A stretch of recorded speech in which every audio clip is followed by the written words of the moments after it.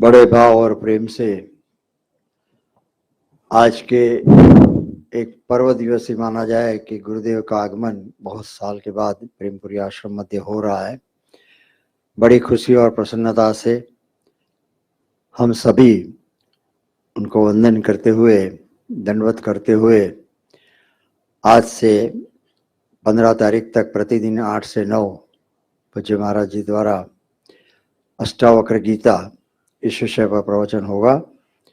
जैसे हमें विदित है, सायं प्रवचन 5 से 6 के दरमियान पूज्य माता जी स्वामिनी तन्मयानंद सरस्वती जी माता जी द्वारा होगा। 5 से 6 के दरमियान जो ग्राउंड फ्लोर में होगा, तो हर जरूर से हम यह दोनों प्रवचन जो मनन आश्रम से पधारे हुए संत द्वारा हो रहा है उनमें हम शामिल हो। आप सबकी ओर से फिर से पूज्य महाराज जी को दंडवत प्रणाम करते हुए ओम ओम ओम।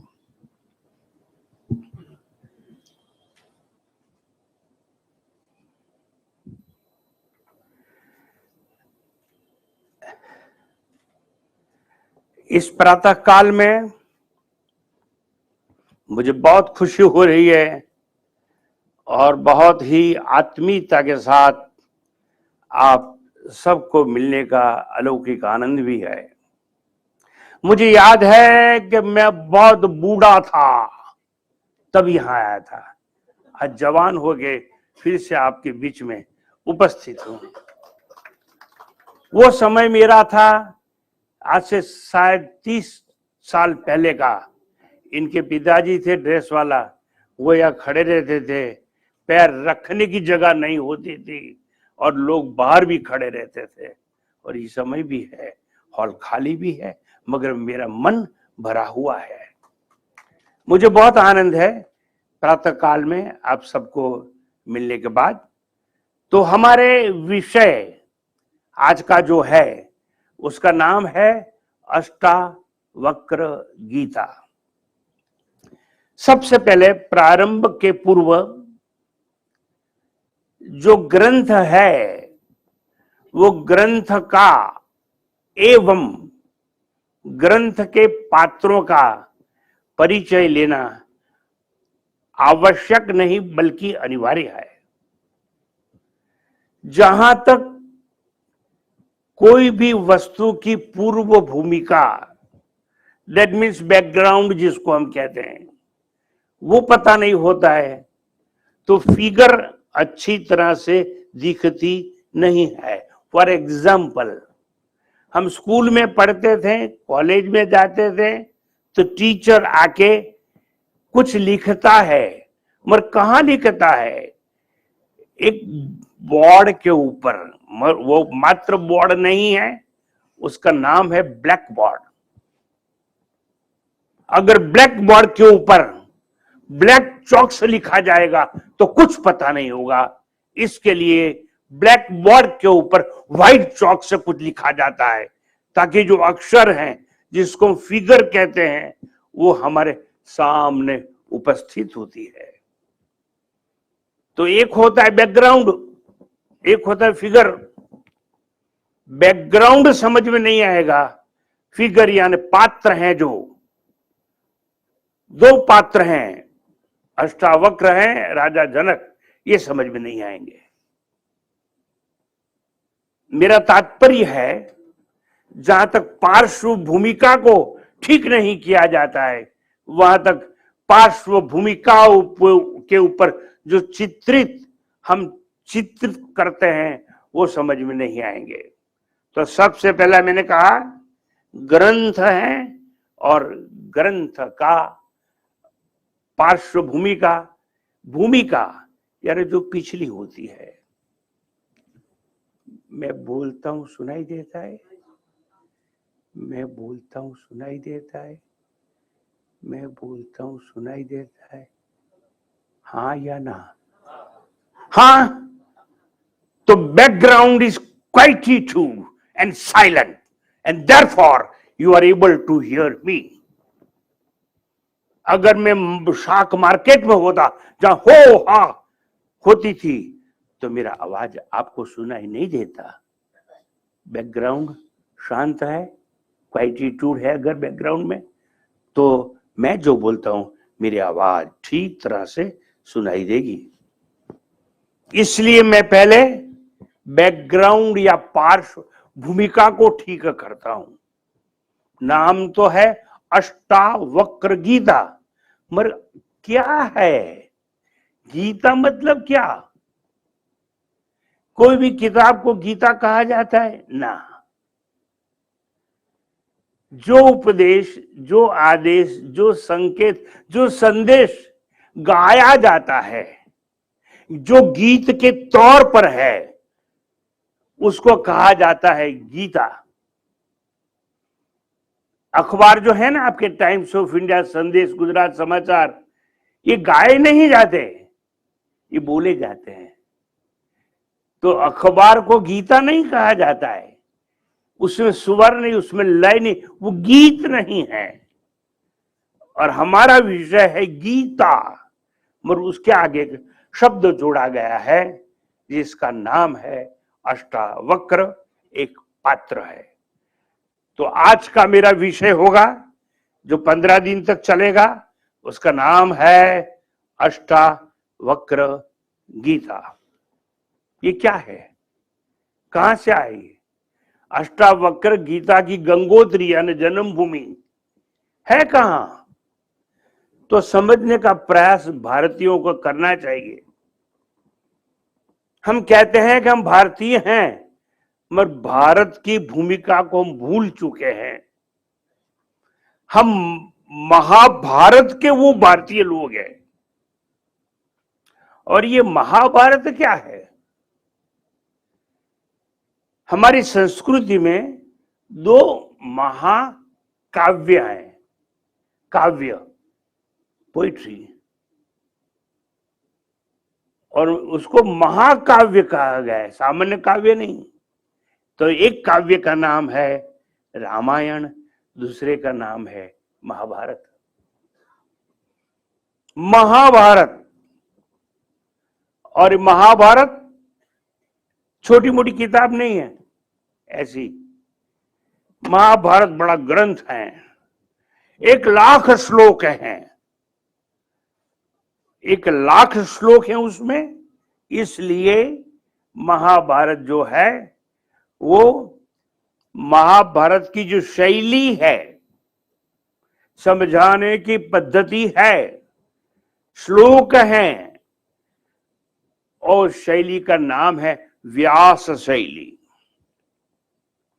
व्यास मतलब बृहद शैली।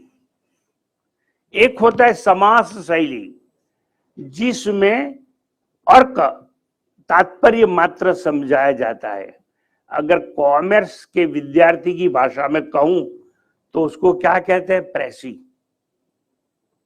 इन नट एंड शेल कुछ कह देते हैं, मगर ऐसा नहीं। महाभारत में विस्तार से सब कुछ बताया गया है। इसलिए कितने श्लोक हैं? 1,00,000 श्लोक हैं। और वही महाभारत में से भगवत गीता निकली है, मात्र 700 श्लोक हैं। तो महाभारत का निष्कर्ष 700 श्लोक में जब बताया गया तो उसका नाम हुआ भगवत गीता। मगर भगवत गीता के 700 श्लोक हैं, 18 अध्याय हैं, उसका निष्कर्ष कहीं बताया गया है तो वह 13वां अध्याय, क्षेत्रज्ञ योग। तो 13वें अध्याय में जो कहा है, वो पूरी गीता में जो कहा वो कहा गया है। ऐसे ही एक और गीता है, और वो महाभारत के अंतर्गत आती है, और वो वन पर्व की कथा है। कई पर्व हैं महाभारत में, ये वन पर्व की कथा है। उसमें लोमेश मुनि है, ज्ञानी है बड़े। लोमेश मुनि राजा युधिष्ठिर को उपदेश देते हैं। मैं क्या बता रहा हूं? पार्श्वभूमि का। क्या समझा रहा हूं? बैकग्राउंड, कि अष्टावक्र गीता कहां से आई है। तो देखिए, लोमेश मुनि राजा युधिष्ठिर को कुछ बताते हैं, और दोनों के बीच संवाद होता है। संवाद, वितंडावाद नहीं, इसमें दलील नहीं, इसमें तर्क नहीं, इसमें खंडन नहीं, इसमें मंडन नहीं। तो ऐसी जो चीज होती है उसका संवाद कहा जाता है। संवाद का अर्थ होता है एक व्यक्ति कुछ कहने के लिए तैयार है और दूसरा सुनने के लिए तत्पर है। तैयार और तत्पर दोनों का मिलन है यहां पर। तो सुनिए, मैं कुछ कहना चाहता हूं मगर आप सुनना चाहते हो कि नहीं वो तो मुझे पता नहीं है ना। Swami ji, we know how to hear, there is not enough. There is great difference between hearing and listening. आप सुनना तो जानते हो, you know how to hear, माफ करना मुझे, you don't know how to listen. To listen anything without reaction is nothing but contemplation, and that contemplation is one step higher than meditation. अगर आप ये कहते हैं कि स्वामी जी हम आपको सुनने के लिए इतना पर्याप्त नहीं है, सुनना नहीं है, तो क्या करना है? श्रवण करना है, और उसको लिसनिंग कहते हैं। जब मैं बात करूंगा तो आपका मन रिएक्ट करेगा।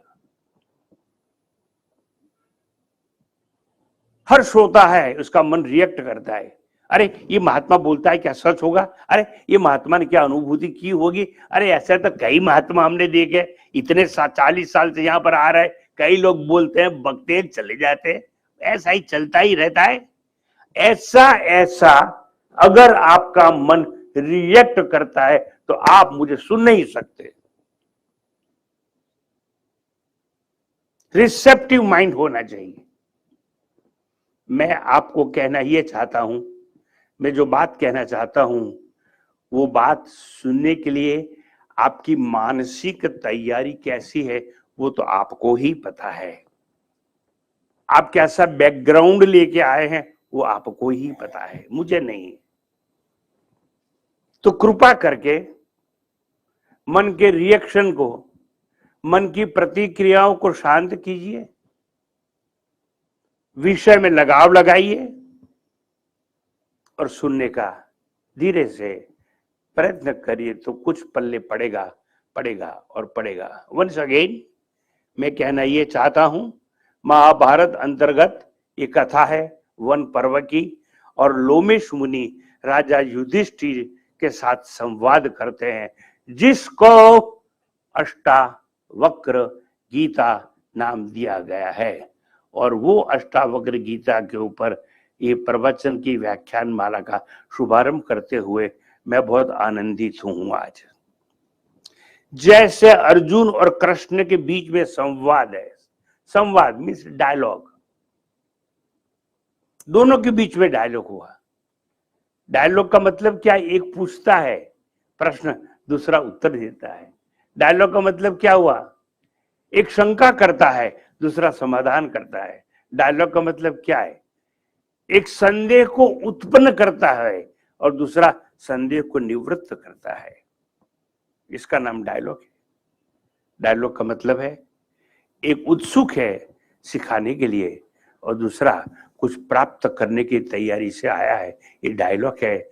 मैं परमात्मा से प्रार्थना करूंगा कि हमारे और आपके बीच में अच्छे से अच्छा डायलॉग हो, संवाद हो, ताकि कुछ निष्कर्ष प्राप्त हो सके। तो जैसे मैंने आपको बताया, कृष्ण और अर्जुन के बीच का जो संवाद है उसका नाम है भगवत गीता। जैसे वैशंपायन ऋषि राजा जन्मेजय से बात करते, संवाद करते, उसका नाम है महाभारत। वहां पर भी डायलॉग है, मगर उसमें 1,00,000 श्लोक है। मगर यहाँ पर महाभारत इतना गहन ग्रंथ है, उसमें से एक छोटा एपिसोड, एक छोटी कथानक, छोटी वार्ता अष्टावक्र नाम की हमारे लिए ली गई है, पसंद की गई है, और जिसके ऊपर हम बात करने वाले हैं। तो लोमेश मुनि कथा करते हैं जिसका नाम है अष्टावक्र गीता। लोमेश मुनि जो बात करेंगे उसमें दूसरे पात्र आएंगे। तो एक ऋषि उद्दालक है, ये ऋषि उद्दालक के पुत्र हैं श्वेत केतु नाम है उसका, उसकी एक पुत्री है, उसका नाम है सुजाता। और श्वेत केतु और पुत्री सुजाता, ये दो संतान हैं ऋषि उद्दालक के। और ऋषि उद्दालक इतने महान थे, ऐसे ही सबको पढ़ाया करते थे। जैसे प्रेमपुरी में सदियों से, मैं कहता हूँ वर्षों से ये कथा सुनाई जाती है, लोग सुनते हैं, पढ़ते हैं। ऐसे एक जमाना था, उद्दालक ऋषि जब पढ़ाते थे तो उनका एक शिष्य था, अच्छी तरह से श्रद्धा युक्त संपन्न होकर वहां पर पढ़ने के लिए आता था, उसका नाम था कहोड़ मुनि। वो मुनि थे और वो भी वहां पर कथा सुनने के लिए आया करते थे। बहुत अच्छा शिष्य था, विदाउट रिएक्शन सुनता था, शंका नहीं थी मन में, श्रद्धा अपूर्व थी, सब कुछ फना करने के लिए तैयार था। और गुरु को उसने प्रसन्न किया तो क्या हुआ, शिष्य कहोड़ मुनि गुरु को प्रसन्न कर चुके। गुरु ने जो कहा वो सुना, इतना ही नहीं, दूसरे दिन आके उसने रिपीट कर दिया कि हाँ कल आपने ये बात की थी। गुरु प्रसन्न हो गए, गुरु की बहुत सेवा की, इतनी सेवा की, गुरु इतने प्रसन्न हुए कि कहोड़ मुनि को आत्मज्ञान तो दिया, आत्मज्ञान का दान दिया। इतना ही नहीं, उसको ऐसा लगा कहोड़ मुनि को ये शिष्य बहुत अच्छा है, क्यों मैं अपनी पुत्री का हाथ उसको ना दे दूं। तो उसकी पुत्री सुजाता थी, उसके साथ उसका विवाह संपन्न हुआ। तो देखिए, ऋषि है, उसने ज्ञान दान तो दिया मगर सुजाता का पानी ग्रहण भी करवाया। तो कहोड़ मुनि और ऋषि की पत्नी है सुजाता, वो अभी पति पत्नी हो गए। और ऐसा हुआ कि कहोड़ मुनि, सुजाता उसकी पुत्री है, कहोड़ मुनि के साथ सुजाता का जब विवाह हुआ तो सुजाता गर्भवती हो गई। सुजाता के पेट में एक पुत्र है, उसका नामकरण भी नहीं हुआ है, पर पुत्र है। और दोनों पठन पाठन करते रहे, विद्याभ्यास करते रहे। और एक घटना कुछ ऐसी घटी जैसी महाभारत में भी बताई गई, अर्जुन के प्रसंग में भी और यहां पर भी है। एक कहोड़ मुनि और सुजाता पति पत्नी रात भर दिन भर कथा वार्ता करते रहते थे, एक दूसरे को सुनाते रहते थे। और उनके जो शिष्य थे उनको भी ये वार्ता कथा कहते थे। और बालक जो था ना गर्भ में, वो सब सुनता रहता था। आज का जो वैज्ञानिक साइंस है वो भी यही बात को प्रूव करता है। अगर आपका जो नया बच्चा पैदा होने वाला है उसकी वोकैबुलरी, शब्द भंडोल जिसको हम कहते हैं, वो ज्यादा करना है, तो जो गर्भवती स्त्री है जिसके अंदर बालक है, वो रिकॉर्ड रखो और भजन रखो, सत्संग रखो, कुछ भी रखो, मगर वो गर्भ में सुनना चाहिए। तो जन्मेगा तो उसकी वोकैबुलरी ज्यादा होगी। ज्यादा सुनने से ही व्यक्ति ज्यादा बोल सकता है। एक साइंस ने, विज्ञान ने ये सिद्धांत तो प्रूव किया है। इसलिए आज जहाँ अच्छी अच्छी गायनिक हॉस्पिटल्स हैं, वहाँ गर्भवती स्त्री सोती है तो बाजू में अच्छी अच्छी भजन या रिकॉर्ड या डायलॉग कुछ न कुछ रखा जाता है, ताकि उसकी वोकैबुलरी, शब्द भंडोल उसका ज्यादा हो। ये भ्रांति में नहीं रहना कि वो गर्भ में है वो नहीं सब कुछ सुनता है मगर गर्भ में है ना, बोल नहीं सकता है। तो ये घटना एक घटने लगी। एक चित्र आपके सामने मैंने रखा अष्टावक्र गीता के संदर्भ में। ये पात्र का थोड़ा परिचय दिया। अभी अष्टावक्र गीता में उपदेश है, वो है क्या? अष्टावक्र गीता है क्या? अष्टावक्र गीता आध्यात्मिक उत्क्रांति का उच्चतम शिखर है। सुनना फिर से, आध्यात्मिक उत्क्रांति का उन्नत उच्चतम शिखर है, उसका नाम है अष्टावक्र गीता। मुझे माफ करना, उपनिषदों का भी निष्कर्ष जिसमें है वो है अष्टावक्र गीता। मगर एक ही दृष्टिकोण से इसमें बात की गई है, वो है पारमार्थिक सत्य के दृष्टिकोण से। एक होता है व्यवहारिक सत्य, एक होता है प्रातिभाषिक सत्य, और एक होता है पारमार्थिक सत्य। ये क्या है भाई? इसका नाम है पंचरत्न गीता। ठीक है, ये सज्जन को मैं पूछता हूं आपका नाम क्या है, तो वो कहेगा मेरा नाम है राज पुरोहित, ये मेरी सरनेम है।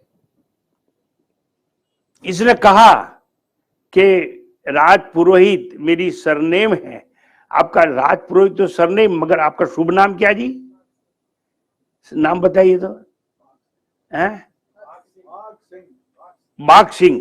इसने कहा बाघ सिंह मेरा नाम है और राज पुरोहित मेरी सरनेम है। इसने झूठ नहीं कहा मगर सत्य नहीं कहा है। बाघ सिंह पुरोहित ये सत्य है, मगर व्यवहारिक सत्य है। व्यवहार चलाने के लिए जीवन का इसको एक नाम दिया गया है। सत्य तो तब होगा जब इसके जन्म के पहले भी ये बाघ सिंह होता नहीं है। इसकी फुफ्फी ने इसको नाम दे दिया, लेबल दे दिया। Name is nothing but superimposition. Geeta, Rita, Sita, Chhagan, Magan, Raman ये नाम है, ये थोपे गए हैं ना। अब वो नहीं हो, आप क्या हो तो आपको पता ही नहीं है, मगर नाम है। अगर बाघ सिंह पुरोहित इसका नाम है और बैंक में इसका खाता है, तो बाघ सिंह पुरोहित लिखेगा तो ही पैसा निकलेगा। तो व्यवहार चलाने के लिए एक सत्य होता है जिसको कहा जाता है व्यवहारिक सत्य।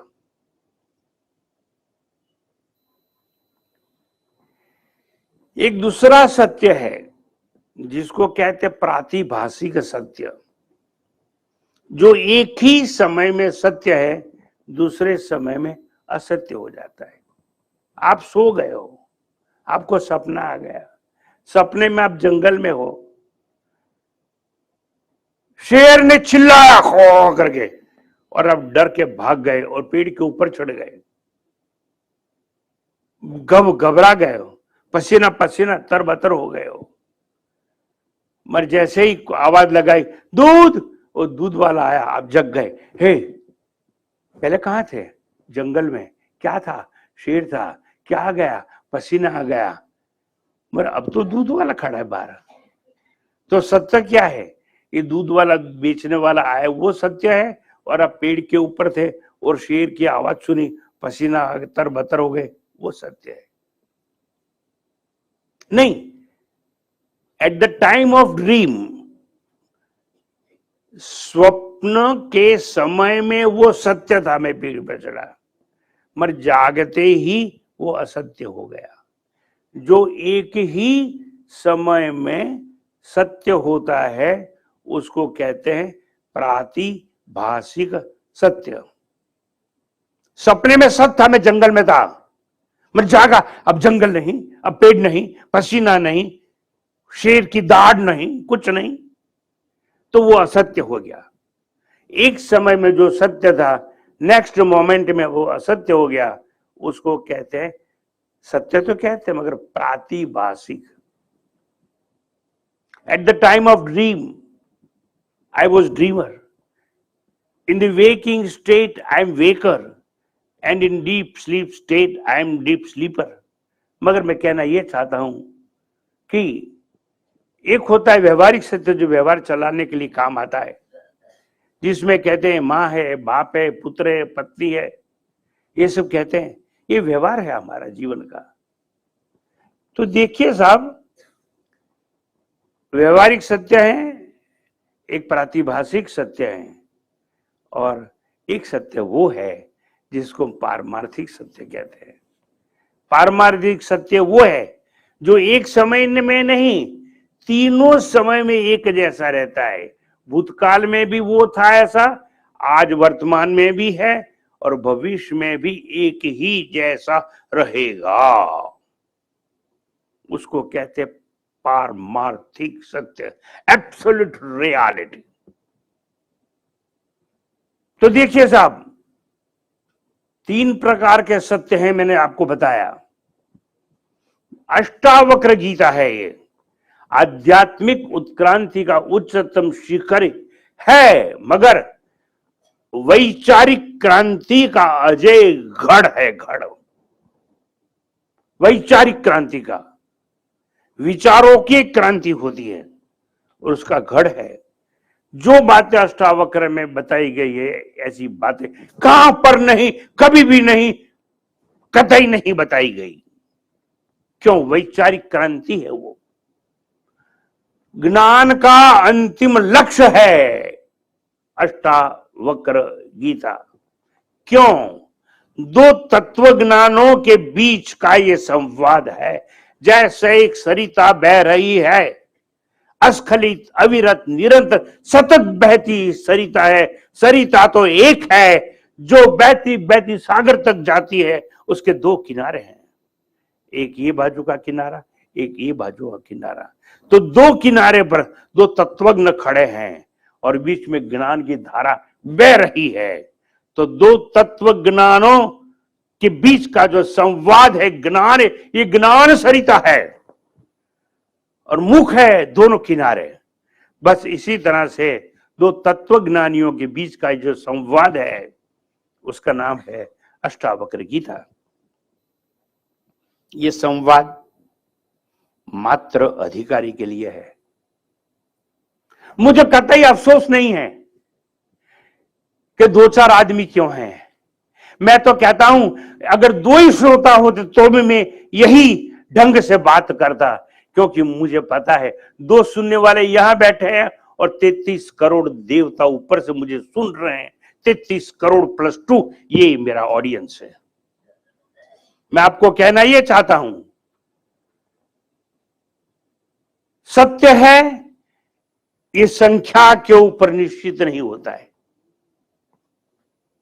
मेजॉरिटी मूर्खों की होती है, माफ करना, और वो पार्लियामेंट में बैठते हैं, यहां नहीं बैठते हैं, वो पार्लियामेंट में बैठने वाले होते हैं। मैं आपको यह समझाना चाहता हूं, ये संवाद है 2 तत्वज्ञानियों के बीच में, और ज्ञान की धारा बीच में से बह रही है। जो व्यक्ति धर्म, अर्थ, काम से उपराम है, संतुष्ट है, वही अष्टावक्र गीता का संवाद सुनने का अधिकारी है, बाकी कोई। आप आए तो आइए, हाथ जोड़ के हम आपका सत्कार करते हैं। मगर आप सोचना, 4 पुरुषार्थ हैं, धर्म, अर्थ, काम और मोक्ष। क्या 3 में से आप उपराम हैं तो आप अधिकारी हो अष्टावक्र गीता का संवाद सुनने के लिए। अगर आपका मन ये कहता है कि धर्म, अर्थ और काम से मैं उपराम नहीं हूं, तो मुझे माफ करना, क्षमा करना, आप अधिकारी तो नहीं हो, फिर भी जो काम मुझे दिया गया है यहाँ पर 15 दिन के लिए, वो काम मैं निष्ठापूर्वक पूर्ण करूंगा। अधिकारी हो कि नहीं, कहना मेरा फर्ज है, जानना मेरा अधिकार नहीं है। क्योंकि सुनते सुनते कभी भी तो आप अधिकारी बन सकेंगे। ये बात नहीं समझ में आई है, अगर आप आगंतुक हो तो मैं समझा देता हूं। जीवन में 4 पुरुषार्थ हैं। धर्म, सबसे पहले धर्म का पालन करना चाहिए, धर्म से जीवन जीना चाहिए और धर्म के द्वारा अर्थ कमाना चाहिए। वो सिसोदिया के जैसा नहीं, उसने धर्म को छोड़ा और 100 करोड़ जमा किया। तो पैसा तो उसने बहुत जमा किया, मगर धर्म से नहीं। तो याद रखना, वो ज्यादा टिकेगा नहीं, इतना ही नहीं, अन्याय से जो धर्म कमाया, अधर्म से जो धन तुमने कमाया है, वो धन से जो भी खाया पिया पचेगा नहीं। क्षणों के भीतर, थोड़े दिन के भीतर डॉक्टर आके कहेंगे कैंसर है। माफ करना मुझे, मैं क्या समझा रहा हूं। अष्टावक्र गीता सुनना है, हाँ, तो उपराम हुई है, किससे? धर्म से।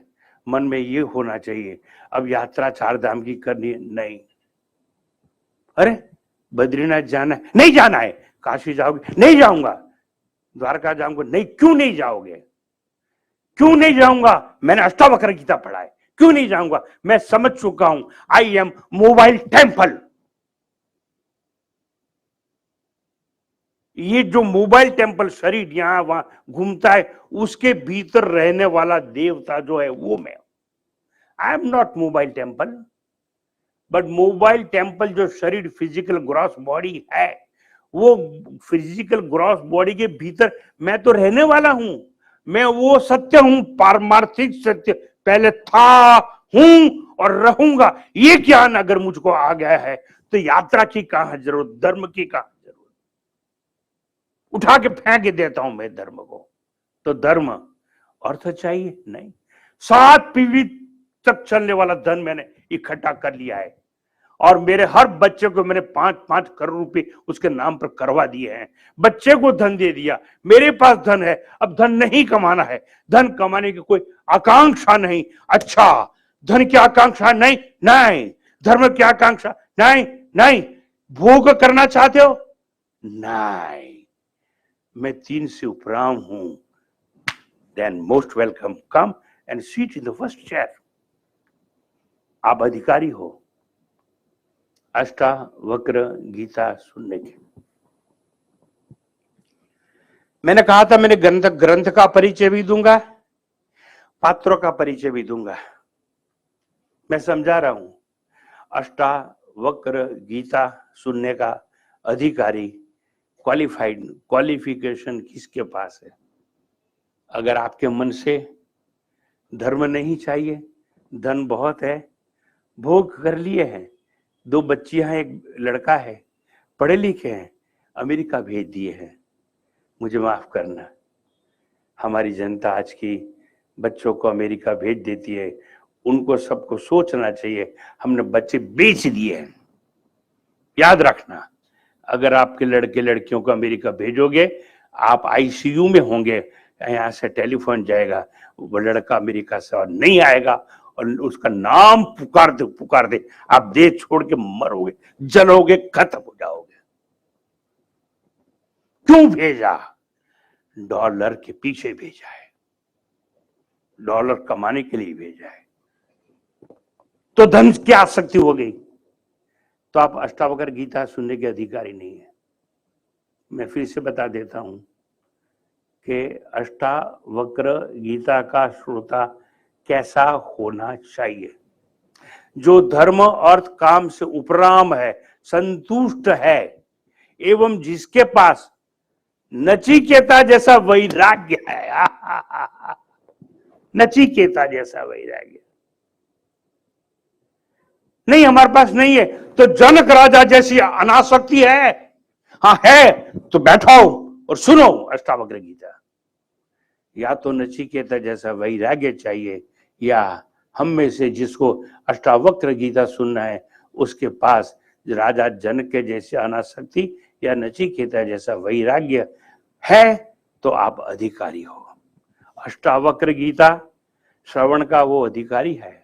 अष्टावक्र गीता में श्रोता में, देखना सुनना ठीक, मेरी बात सुनना, अष्टावक्र गीता में श्रोता केंद्र में नहीं है, सत्य केंद्र में है।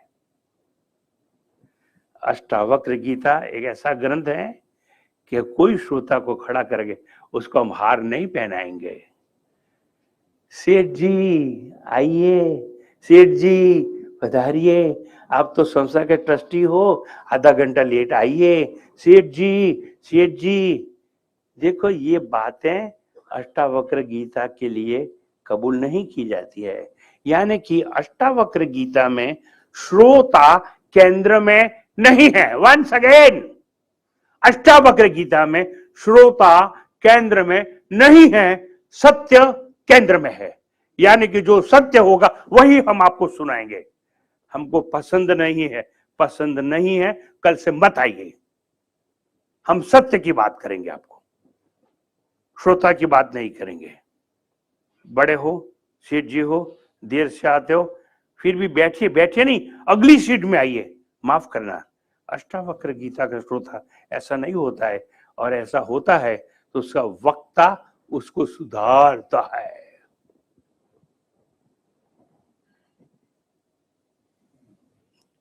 जो किसी भी व्यक्ति के प्रेशर में होता है, ऑब्लिगेशन में होता है, वो कभी सत्य का निर्देश नहीं कर सकता है। सत्य बोलने के लिए किसी के ऑब्लिगेशन में आने की आवश्यकता नहीं होती है, और वही अष्टावक्र का सत्यनिष्ठ वक्ता होता है। उसका श्रोता भी ऐसा भी होता है। मैं क्यों ऐसा कहता हूं? इसलिए कहता हूं, अष्टावक्र गीता ऐसा एक शास्त्र है जिसमें कहीं किसी का खंडन भी नहीं, मंडन भी नहीं। अब दूसरे शास्त्र पढ़ेंगे तो ये अद्वैत अच्छा नहीं, विशेष अद्वैत ठीक नहीं, ये द्वैत ठीक नहीं, ठीक नहीं ऐसी बात आएगी, इसमें नहीं आएगी। अष्टावक्र गीता में किसी का खंडन भी नहीं होगा और किसी का मंडन भी नहीं होगा। ये अच्छा है ऐसा भी नहीं होगा, ये बुरा है ऐसा भी नहीं होगा। यानी खंडन मंडन से मुक्त है वो अष्टावक्र गीता है। इसलिए अष्टावक्र गीता प्रचलित नहीं, पॉपुलर नहीं। It is not popular book. Popular book या शास्त्र वो होता है या तो किसी की स्तुति करता है या तो किसी की निंदा करता है। मगर ये अष्टावक्र गीता ना किसी का खंडन करता है ना किसी का मंडन करता है, खंडन मंडन से मुक्त है। वो ग्रंथ का नाम है अष्टावक्र गीता।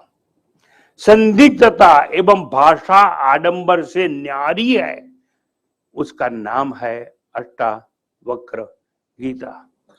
आक्षेप प्रत्याक्षेप से अछूती है जो, उसका नाम है अष्टावक्र गीता। अष्टावक्र गीता किसी के ऊपर आक्षेप भी नहीं करती है और प्रत्याक्षेप से अछूती है। One more thing which is much more important than everything, ये अजातवाद के उन्नत शिखर से उद्घोषणा है। अजातवाद हमारे शास्त्रों में, उपनिषदों में, वेदों में, पुराणों में, शास्त्रों में, इतिहास में सबसे ऊंची कोई बात है तो वही एक है, अजातवाद। अजातवाद का अर्थ होता है किसी का जन्म नहीं है।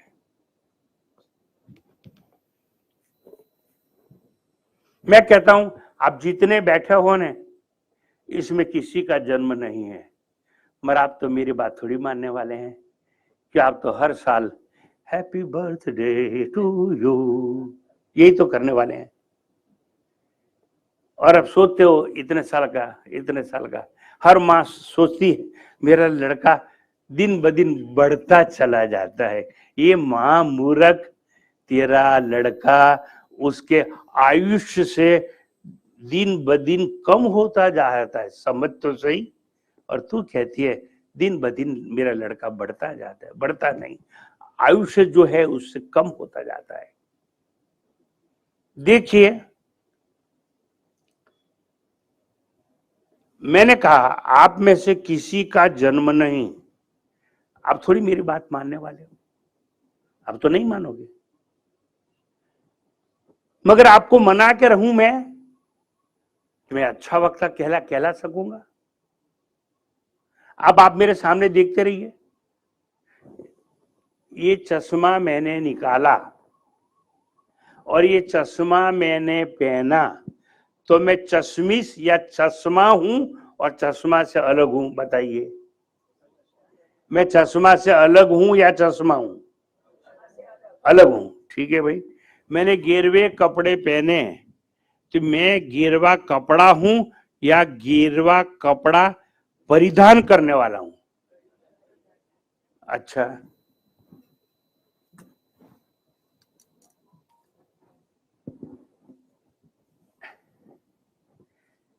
मैंने ये टोपी पहनी, तो मैं टोपी बन गया या टोपी धारण करने वाला बना? सच बताओ, नहीं झूठ फूट मत बोलो, मैं टोपी धारण करने वाला हूं या टोपी हूं? बताइए जोर से। धारण करने वाला, जो धारण करने वाला होता है वो टोपी तो नहीं बनेगा ने? अरे बोलो तो सही। राम का फोटो देखा है? इधर तो किधर है? भगवान राम का फोटो देखा है? उधर है। तो उसने कंधे में क्या लटकाया है? धारण किया है धनुष।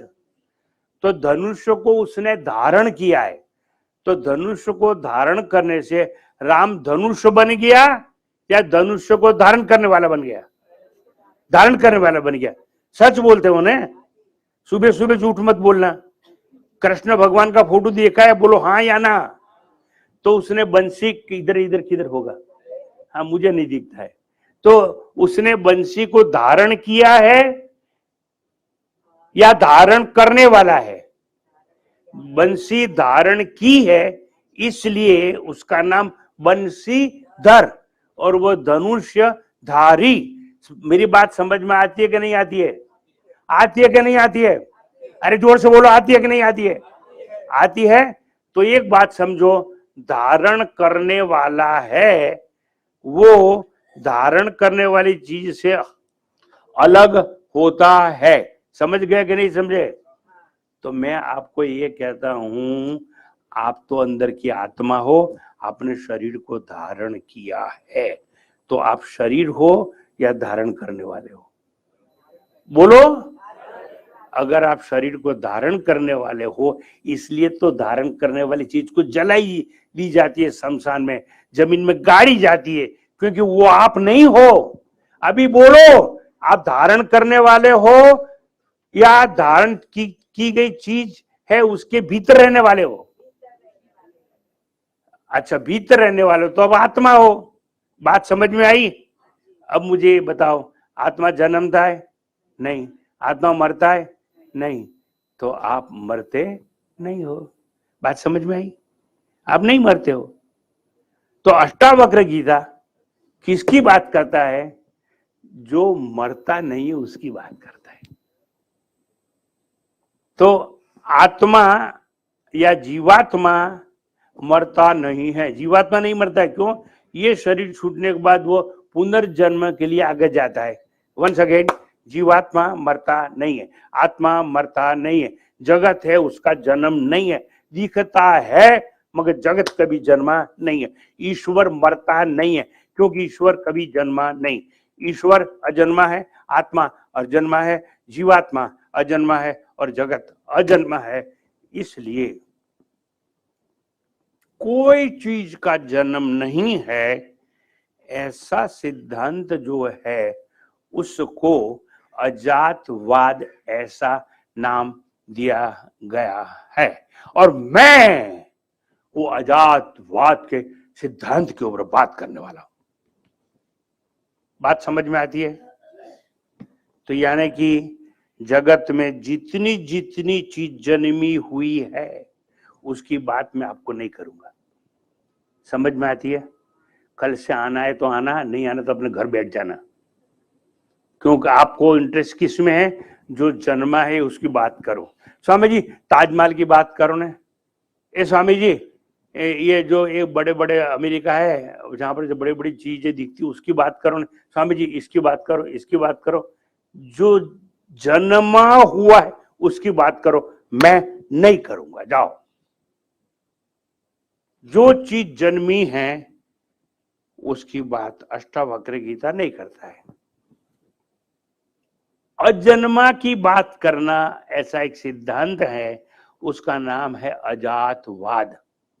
और अजातवाद है उसमें उसके अजातवाद के उन्नत शिखर ऊपर से जो उद्घोषणा की गई है उसका नाम है अष्टावक्र गीता।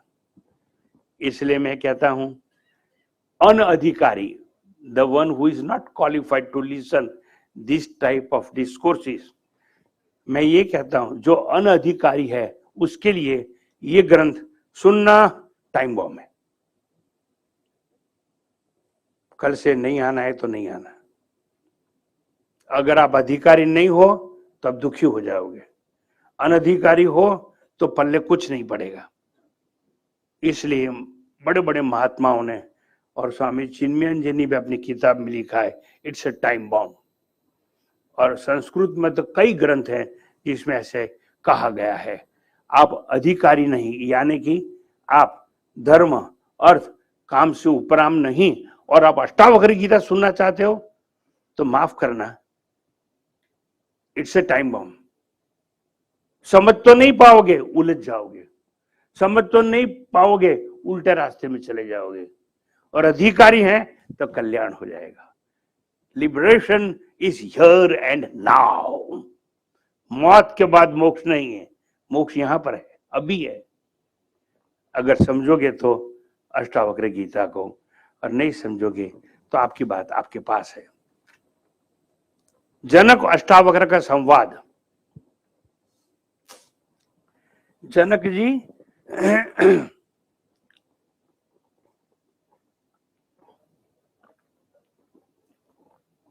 और अष्टावक्र का संवाद का नाम है अष्टावक्र गीता। मैंने पहले बताया गीता अनेक है, गीता अनेक हैं। इसमें पहले प्राचीन गीता के नाम बताऊंगा। उसका नाम है श्रीमद् भगवद गीता, जो अर्जुन और कृष्ण परमात्मा के बीच का संवाद है। फिर उसके बाद आती है राम गीता, राम और लक्ष्मण के बीच का संवाद है, उसको कहते हैं राम गीता। एक तीसरी गीता है, प्राचीन गीता की बात करता हूं, उसका नाम है कपिल गीता। कपिल बहुत बड़े मुनि हो गए और मुझे बताते हुए बहुत ही आनंद हो रहा है। उसने, कपिल मुनि ने अपनी मां को ज्ञान देने के लिए जो संवाद किया उसका नाम है कपिल गीता। माता देवहूति को उसने पढ़ाया।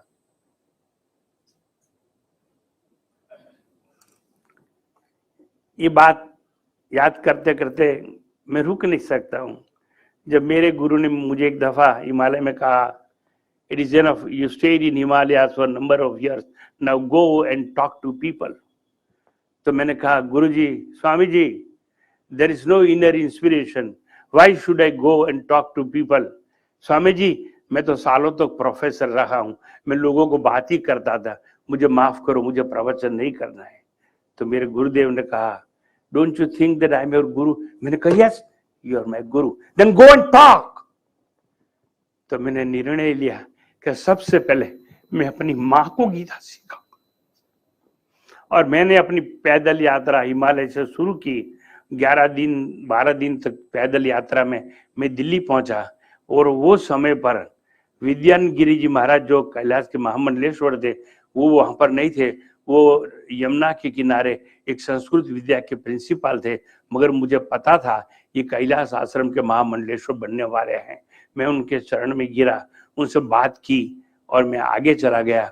राजस्थान होते होते मैं अहमदाबाद आया, और मेरा पूर्वाश्रम का जो घर था वहां पर आया, और एक हनुमान मंदिर है उसके पुजारी ने मुझे जगह दी, और मैंने अपनी माँ को पहले 12वां अध्याय गीता का 15वां अध्याय पढ़ाया, और बाद में मैं लोगों के बीच ये बात करने आया हूँ। ऐसे ही ये कपिल मुनि है, इसने अपनी माता देवहूति को पढ़ाया। और ये प्राचीन गीता की मैंने आपको बात की। तो भगवत गीता, उसके बाद आती है अवधूत गीता, भी प्राचीन है, और अवधूत गीता के अंदर दत्तात्रेय और प्रहलाद के बीच में संवाद है। उसके बाद एक उत्तर गीता है, उसके बाद पांडव गीता भी है, और हमने अष्टावक्र गीता की बात तो आपको सुनाई है। और अर्वाचीन जो गीताएं हैं उसमें एक है रामदासी गीता, जिसको मराठी में मनाचे श्लोक के द्वारा पुकारा गया है। ये रामदासी गीता है, राजा शिवाजी को गुरु समर्थ रामदास ने उपदेश दिया था। फिर से मुझे याद आता है, मैं 5वीं कक्षा में पढ़ता था और मेरे क्लास टीचर ने मुझे कहा कि हमारा एनुअल फंक्शन है और उसमें नाटक आ रहा है, तो आप शिवाजी बनोगे या रामदास स्वामी बनोगे। मैंने कहा मेरी माँ से पूछ के आता हूं। मैं 5वीं कक्षा में था और मेरी माँ ने कहा, बेटा हम राजा तो नहीं बन सकते, मगर साधु तो बन सकते हैं ना, तो जा तेरे क्लास टीचर को बोल दे कि मैं स्वामी रामदास का पात्र नाटक में लूंगा। और ये बात भी मुझे याद आती है। तो देखो, रामदासी गीता भी है, एक है रमण गीता, महर्षि रमण का उपदेश है। और उसके बाद में मैं जिनके पास रहा, मेरा पूर्वाश्रम का नाम भी जिसने रखा वो है रंग अवधूत महाराज, नारेश्वर के नर्मदा किनारे पर, और उनकी गीता है, और उनकी गीता का नाम है अक्षर गीता। तो इतनी सारी गीताएं हमारे समाज में हैं। मगर राजा जनक और अष्टावक्र की संवाद है, उसका नाम है अष्टावक्र गीता। राजा होते हुए भी संतों के चरणों में बैठने वाला, ओ हो, कई राजा सम्राट के सम्राट हो गए, मगर संतों के चरणों में बैठने वाले राजा हमारे इतिहास में, पुराणों में ऐसे दृष्टांत बहुत ही हमें कम मिलते हैं। सम्राट और सत्ता का त्याग कर शिष्य भाव का स्वीकार करके बैठने वाले राजा कम मिलते हैं। ज्ञान सभा का आयोजन करने वाला राजा, देखिए ये जनक राजा ज्ञान सभा का आयोजन करता था। जैसे इनके पिताजी ड्रेस वाला, मैं मजाक में, मेरे मित्र थे इनके पिताजी, तो मैं उनको कहता था कि ड्रेस वाला, इतना बड़ा कुर्ता है ना, तेरे जेब में तो मेरे जैसे 10 साधु आ जाएंगे। मजाक में हम कहते थे। तो जैसे राजा जनक ज्ञान सभा का आयोजन करते थे, ऐसे ड्रेस वाला और यहाँ के ट्रस्टियों ने ये ज्ञान सभा का आयोजन किया है। संतों को उपदेश सुनने वाला था कौन? राजा जनक। मिथिला का नरेश था राजा जनक, और ऋषि यज्ञ वाल्क्य के चरणों में बैठकर श्रवण करता था राजा जनक। जैसे आज आप श्रवण करते हो किसी संत के चरण में बैठकर। बातें तो मैं बहुत बताना चाहता हूं, मेरी घड़ी टिक टिक कर कह रही है बस करो बस करो। ये लोग ऊब गए हैं, ये लोग परेशान हैं, ये कंटाल गए हैं। आप अपनी वाणी को बंद कीजिए, समय मुझे इजाजत नहीं दे रहा है। 9:01 हो गई है और मेरे ख्याल से मेरे पास 1 घंटे का समय था, 8 से 9। कल दोबारा अगर ईश्वर की इच्छा होगी तो मैं आऊंगा। अगर आप अपने को अनधिकारी समझते हैं तो कृपया अपने घर में बैठकर चाय और नाश्ता कीजिए, यहाँ पर मत आइए। खाली कुर्सी को भी बात करने का सामर्थ्य परमात्मा ने मुझे दिया है। आपने मुझे सहन किया, शांति से बैठे हैं। आप सबका बहुत बहुत उपकार मानता हूँ, और आपके बीच में से शांति पाठ करके हम यहाँ से विदाई लेंगे। ओम पूर्णमद पूर्णमिदम पूर्णात्